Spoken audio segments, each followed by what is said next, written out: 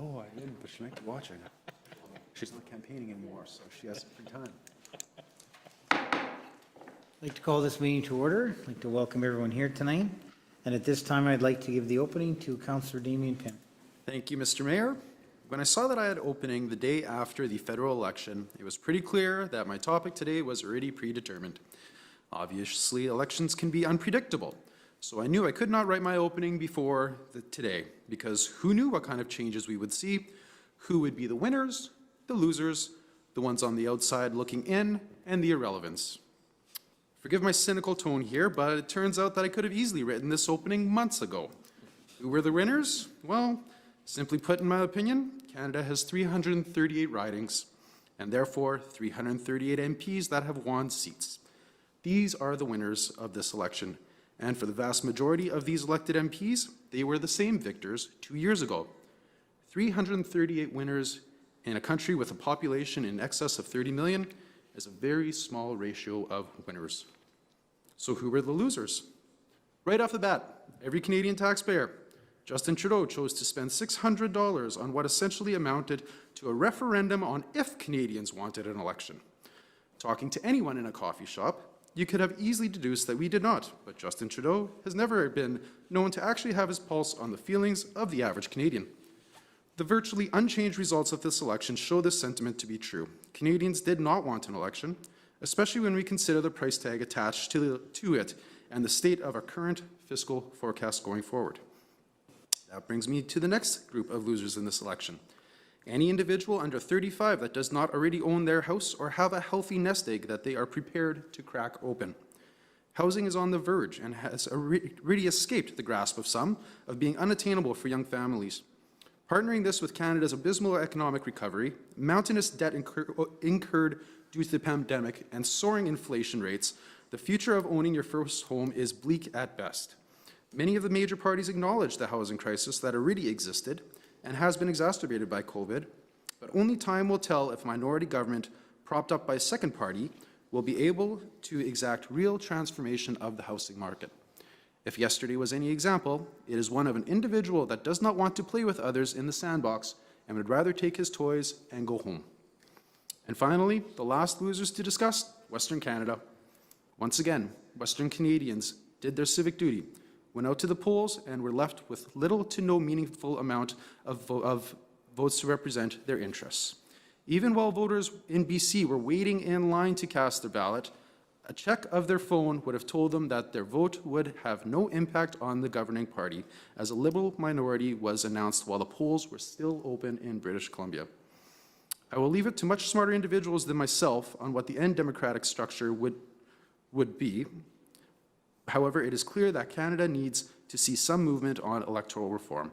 For the second election in a row, Conservatives won the popular vote, but got decimated in seat count. When 7,000 square kilometres of the Greater Toronto Area has the biggest influence on who will ultimately make decisions for farmers, the management of our gas reserves, hydroelectric production, pipelines, and the other 10 million square kilometres of Canadian citizens, there needs to be change. There is enough division across Canada right now, and if the leaders of our nation are serious about wanting to begin mending bridges, this would be a great place to look at. So, in the long list of losers and the very short list of winners, I will leave you with this. To me, this was by far the most uninspiring election I have ever been part of, and winning or losing, I feel like Canada as a whole lost. And if you disagree, that's okay too. That's the beauty of the democratic process that we all just participated in. Thank you, Mr. Mayor. Thank you, Councillor Penner. Council, we have the agenda in front of us, looking for a motion to approve. Councillor Hebert, second by Councillor Siemens. Any comments? No comment. Call for the question. All those in favor? That is carried. We have the minutes of September 7th, 2021, the regular council meeting. Starts on page 1. Looking for a motion to approve. Councillor Hebert, second by Councillor Penner. Any comments? No comments. Okay.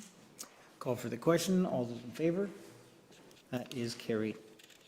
Is there any business arising from the minutes? Okay, seeing none. We will, it was just a little past 7:35. We will move to the public hearing. This is Variance V-2021-19, referring to 21 PTH 52 West. At this point, we will close the council meeting, open the public hearing. Mr. Workstein, could you please introduce this file? Mr. Mayor and members of council, this is an application for variance for the civic property. Mr. Mayor, as you noted, file V-2021-19.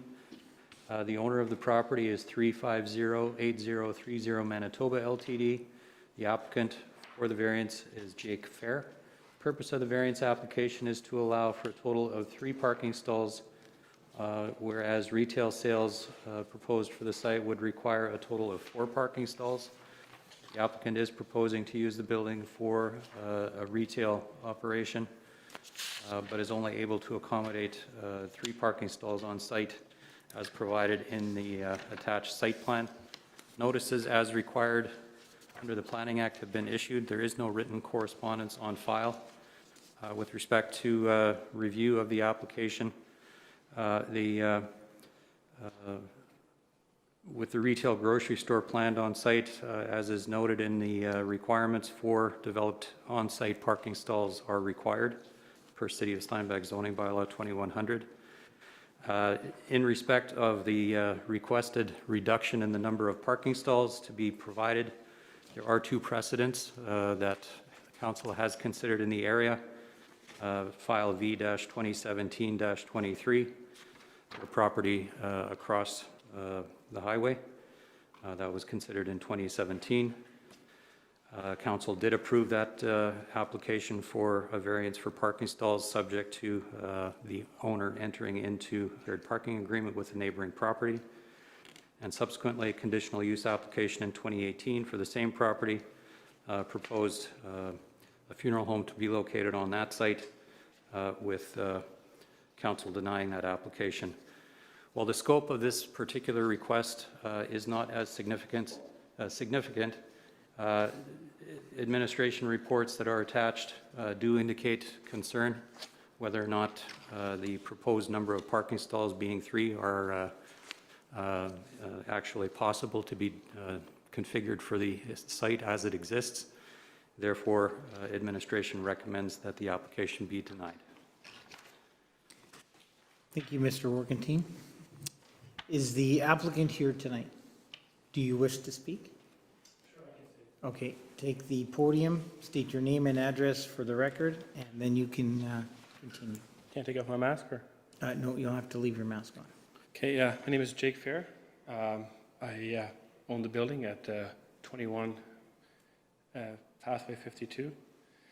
And basically what I'm trying to do is we're going to be, I wanted to open up a Mexican grocery store, so it's a little bit more unique. Don't think we would have as much traffic there as a regular grocery store would be. So the issue with that is they were suggesting to put parking stalls in the back, which I think is it doesn't really work for us because our face is up front, first of all, and next thing too is I have to get it developed. That I got a rough estimate, supposed to cost me over $120,000 somewhere in there, and don't know if I can afford to spend that much money into the parking lots in the back. Plus, people would have to come around the back to the front. That wouldn't really work. And also, we've got quite a few parking spots along the road. I think there's about 4 or 5 that would help that. But I guess that doesn't really consider as far as I can't really use that as far as the township rules go. So I mean. Yeah, that's basically what I'm proposing. I'm not sure if you have any questions. Councillor, go ahead, Councillor. Sorry. Thank you, Mr. Mayor. So, Mr. Fair, just a clarification on a couple of things. So the official request that you're making is for a variation to allow you to have only 3 parking stalls instead of 4. My first question is, it sounds like from what you're saying, That you're not wanting to make any parking stalls at all, because you're talking about the cost of doing the parking. Is that correct? I would consider making more in the future because I think that building is going to be too small for me. We're going to have to add on if everything goes well. Then I would consider making it, getting the back developed and making more parking spots in the back. Just to follow up, Mr. Mayor, it really sounds like we've got a misunderstanding of what the application actually is. Because what you're actually asking us is to allow you to have 3 parking stalls rather than 1. So what you're saying here, you're talking about maybe later putting parking stalls in the back, but you're actually talking about not wanting to put any in for the time being, which is not what the application is here for. Is that, or maybe administration can comment on this, but this really sounds quite different from what we've actually got before us. Right now, we have 3 that we could use. That's the plan that I drew up. I think we should have enough room there to put 3 in, and that's concrete there already. Just the driveway that you can, that's still gravel there. What I would suggest is just paving, just putting concrete in the front little section. That way, it's all concrete, and then I would have three parking spots instead of 4. So that would just basically, the township is asking for 4. I can only supply 3 for now. Okay. Councillor Penner? I just want to check with administration. Mr. Warkentine, did you want to say something? Only if council is asking for clarification of the application. Do you want clarification? Yes, I'd like clarification. We'll take care of this first, Councillor Penner, and then your question. And my question to administration is that actually doable, 3 parking stalls there? Well, if I'll refer council back to the report from engineering that is on file. While the applicant has provided a sketch along with the application indicating that 3 parking stalls are possible, and as he mentioned, the 3 parking stalls that are proposed as shown in the sketch, they are being represented on a section of the land parcel that is already hard surfaced with concrete. However, based on the information that was provided, it is not confirmed whether or not those 3 parking stalls are actually possible to be configured in a way that complies with the City of Steinbach zoning bylaw. The space may in fact only permit an actual configuration of 2 parking stalls according to the required dimensions. Okay. Okay. Councillor Penner, Through you to administration. go ahead. My question is, hypothetically, if we approved the variance right now for 3 parking stalls and they expanded the business, can we require the additional parking at the time they expand the business, or once we approve this variance, that's it? They only need 3 parking stalls. Based on the application, it would, depending on how council words its approval, should it wish to proceed with that for this file, it could specifically state that the variance is subject to only the existing building, that if any expansion would be proposed in the future, the variance would no longer be applicable. Okay, thank you. Go ahead, Councillor. For you, Mr. Mayor, have you tried to work out a shared parking agreement with your neighbors at all? Needs to go to the mic. Can you come to the mic, please? Yeah. I approached the back, the people behind us for entrance and stuff, but I have not, no. I have not asked my neighbors. Okay. I do have a question for administration. So technically, according to what our bylaws state for parking, that one of those parking, well, both those parking stalls, the first one will always be against the building, then you need 10 feet. Correct. That only leaves 6 feet for the next parking stall. So technically, there might only be 1 parking stall there. That's right, because minimum width for parking stalls is 9 feet. Yeah. And then the next stall, right to the front, there's 14 feet. Again, you'd need 10 feet because you have, it's against a wall, a building wall, leaving 4 feet for a parking stall. Correct. So even if we give like, where do you get the third, where would we get the third parking stall from if we're giving a variance of 3? That's accurate. And again, because there's limited information provided, it isn't confirmed whether or not the 3 stalls proposed could actually be physically developed. Okay. Councillor Swank. Thank you, Mr. Mayor. And my question is either for the applicant or administration. I'm just trying to decide where this is best directed. Why are we looking at an application to reduce the requirement to 3 parking stalls when we don't actually know whether 3 stalls can actually go there? I mean, why is this? Because if we approve this and you can't put 3 stalls in, then nothing happens, and then this has all been pointless. Like, why is this even here at this stage? And I'm not sure whether it's the applicant that needs to answer that or administration, but this is unusual. We don't normally have it this fuzzy.